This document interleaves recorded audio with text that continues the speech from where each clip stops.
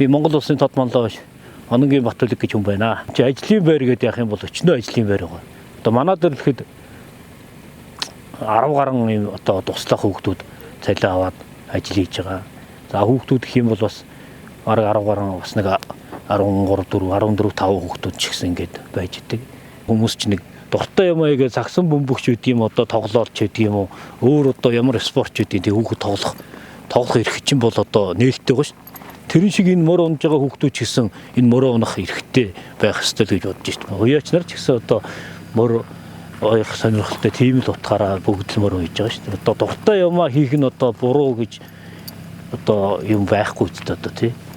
Өөрийнхөө дур сонирхлоор хийж байгаа юмаа дуртай юмаа хийх нь одоо буруу болно гэж байхгүй. Тэрийг одоо хорж боогоодох нь одоо их л буруу л байх гэж бодож байна. Ямар ч хүүхэд одоо хүчээр одоо юуг одоо унаад байгаа юм байхгүй шүү дээ. Одоо хүчээр авчираа чи уна гэдээ уйлуулаад чарлуулаад одоо морийг унуулж байгаа ямар ч юм байхгүй. Одоо бүх хүүхэд л өөрийнхөө дураар одоо энэ туслах залуучууд ч гэсэн өөрийнхөө хүсэл сонирхлоор л энэ ажлыг хийж байгаа. Одоо эдгээр ингээд юу байхгүй бол хотлоо орох юм бол тэгээд нэг бүрсээ оч юм уу таксинд явдаг ч юм уу одоо хотын төгжрлийг утааг нэмэл явна гэсэн үг шүү дээ. Хүн бол мөрөө унаал явж байгаа шүү дээ. Одоо уралдуулахгүй л гэсэн болохоос биш.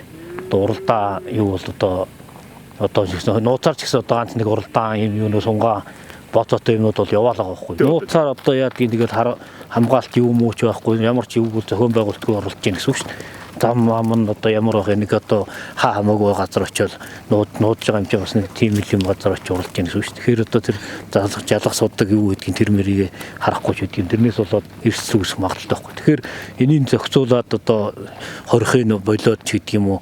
Тэгээд одоо аймагтай ч гэдэг юм уралдаад тий.